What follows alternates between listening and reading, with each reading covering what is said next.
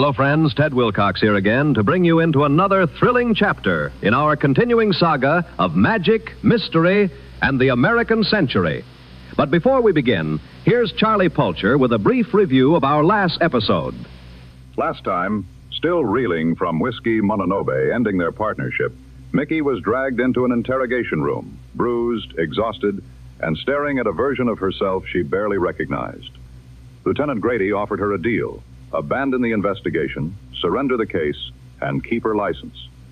Then Alexander Schultz arrived, charming, polished, connected to the governor's office, and terrifying. As Schultz peeled back the truth, Mickey learned the demon lords weren't just protected criminals. They were federally sanctioned assets, deputized monsters shielded by powerful allies and celebrated as heroes, which meant the 7 vampires killed the night before. According to the state of California, Mickey McFinn had murdered federal agents. And before the meeting ended, Schultz delivered one final blow. Her contract was revoked, her authority stripped away. And just like that, one of the nation's top bounty hunters became something far more dangerous. What happens next? We'll find out now. This is the Mythic Chronicles. Entry 1.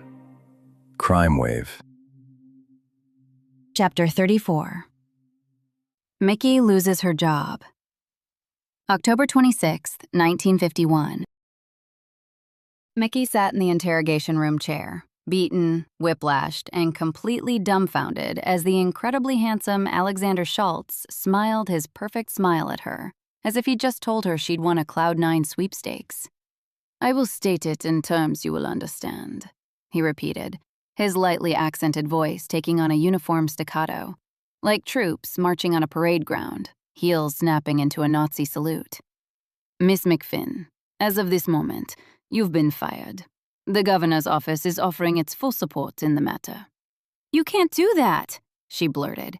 "The only way to terminate a hunter's contract before a bounty is recorded is if the bounty hunter is under investigation for a crime of their own," Schultz finished, smiling like a teacher proud of his star pupil. "Yes, very good, Miss McFinn." He pulled out another document. "The district attorney has opened a formal investigation into your involvement in the murder of 7 federal employees and the willful obstruction of a federal operation." He set it atop the growing stack in front of her. "This outlines the terms of your termination and the stipulations of the upcoming investigation. You'll find it all quite standard." Mickey swallowed, stunned. There's no way you can make this stick," she said, taking the paper with numb fingers. "Those heroes tried to kill me. And Mononobe. He's an active FBI consultant." Schultz nodded, as if he'd been waiting for that. "Ah, yes. Mr. Mononobe. I've reviewed his file as well. In light of the ongoing investigation into the death of a local agent, his standing with the Bureau is, shall we say, fragile. I wouldn't place much weight on his testimony." He smiled again. "But fear not. The FBI has been informed. They'll be taking appropriate disciplinary action." Mickey blinked. Mononobe was under investigation for killing a cop? "You'll be allowed to make bail, if you can afford it," Schultz said, cheerful as ever. "You are being sued, after all. But until the investigation concludes, you'll be required to submit to magical tracking." His eyes gleamed. "We wouldn't want you running off and doing something rash, now would we?" He tapped the document. "Just sign here to confirm you've been informed, and we'll see to it the process is taken care of." Mickey stared down at the paper. It felt like a hurricane had made landfall inside her skull. Thoughts and emotions spun in a dizzying maelstrom. Confusion, anger, disbelief. "This isn't how this is supposed to go," she whispered. "Yes, I stirred things up. Yes, I killed those vampires. But it was self-defense. I was doing my job," she continued, her voice rising as she picked up steam. "And I'm right. Butcher confessed in front of me and another witness to taking those women. That, plus the tire samples linking the DLMC to the abductions, should be enough to trigger a full-scale response. Schultz shook his far too handsome head. You are not listening, Miss McFinn. Law enforcement should be raiding those sons of bitches' hideouts, not coming after me, Mickey nearly screamed. Schultz's smile shifted about as much as a mountainside hit by a light drizzle, and Mickey knew she was wasting her breath. I'm dreadfully sorry, Miss McFinn, Schultz said easily. But none of that matters. If this ever reached a trial, it would be your word against theirs. And all a judge would see was your record. He took his time extracting a rather large folder. Instead of opening it, he read from a small note tucked inside. The history of blatant disregard for duly appointed officials. Multiple instances of collateral damage. And now, he set the note on the table with the finality of hammering the last nail into a coffin. A killer of federal employees. Mickey's throat tightened around whatever response her mind tried to form. What was there to say? He was right. She was all those things, and worse. He had her. Schultz snapped his fingers, dragging her back to the present. Oh, he said, as if recalling something trivial. I nearly forgot. While reviewing your file, I was surprised to find we share a mutual business acquaintance. He adjusted his glasses. For a moment, the lenses caught the light, flashing with something like mirth. I believe you're familiar with Madame D'Antona. Mickey's blood turned to ice. She expressed great interest upon learning I had crossed paths with the renowned Michelle McFinn, and she was especially pleased to know you'd come to the West Coast. His smile sharpened. No doubt you'll have much to discuss once her associates catch up with you. Mickey clenched her jaw until it ached. You thought you were so clever. Thought you had everything under control. All you did was trip over your own ego and drag the whole damn case down with you. Now 6 innocent women will pay for your arrogance. The thought echoed through her mind. Mononobe had been right. If by some miracle the missing women had still been alive before last night, you've sealed their fate.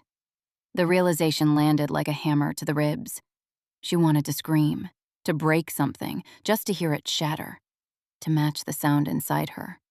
Her breath hitched, and then Grady cleared his throat. She looked up. His eyes locked onto hers, then flicked to the folder in front of her, back to her face. She blinked. Was he trying to tell her something?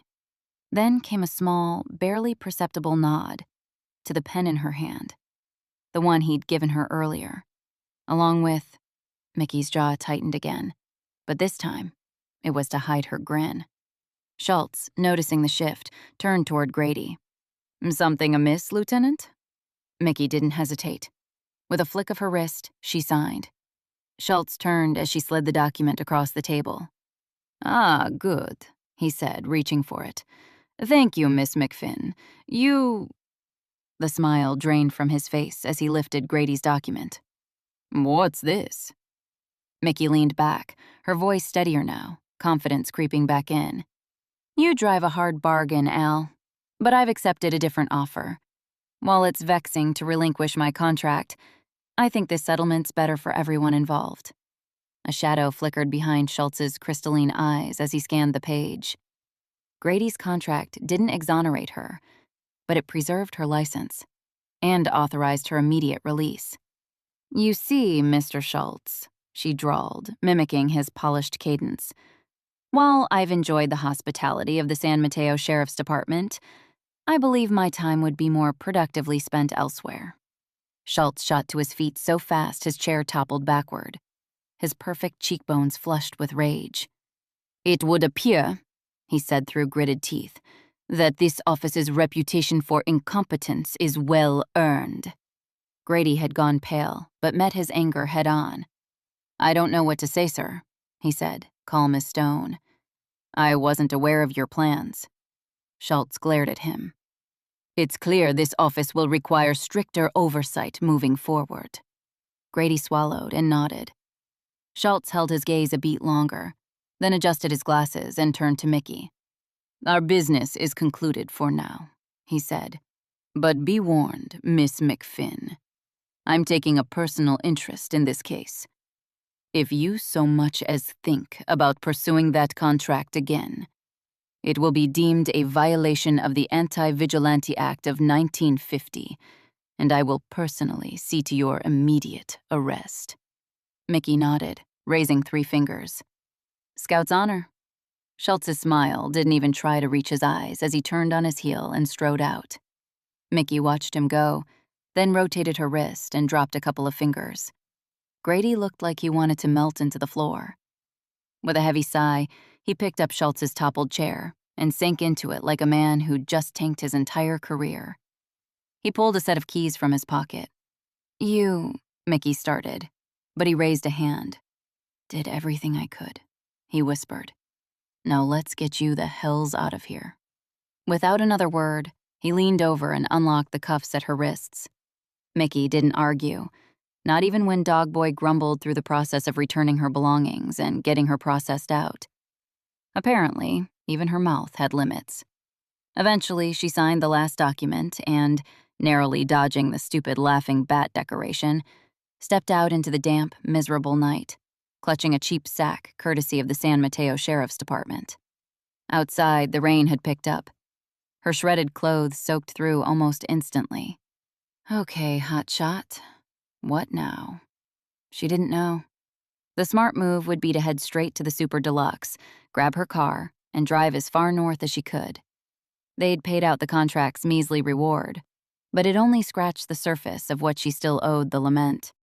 There were bigger purses in Seattle. She could go there and what? Let Butcher have the women? Let him do whatever the hells he wants? She sighed. So you could keep living? Is that what you deserve, you damned coward? Shivering, she trudged through the windswept rain, scanning the street for somewhere to call a cab.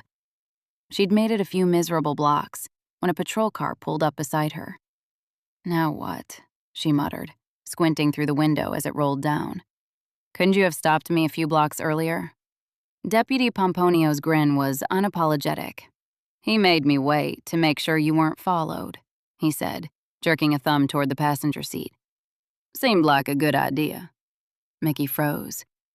Sitting in front of Maggie Pomponio, arms crossed and looking much too smug, was Mononobe. Keep your mouth open too long in this rain, and you're liable to drown, he drawled. You, she sputtered, anger rising like a hot tide. You set that whole show up.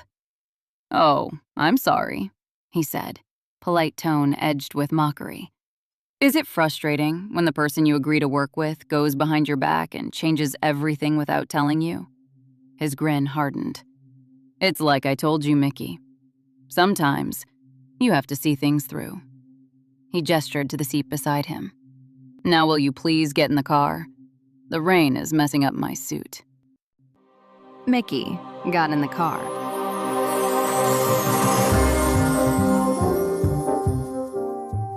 Thank you for listening to this episode of The Mythic Chronicles.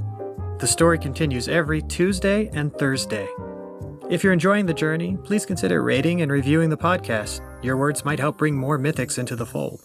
To listen ahead, unlock bonus content, and gain access to VIP Discord roles and behind-the-scenes updates, check out our Patreon or visit us at SeanTLaffertyBooks.com. I'm Sean. Thanks again for being here.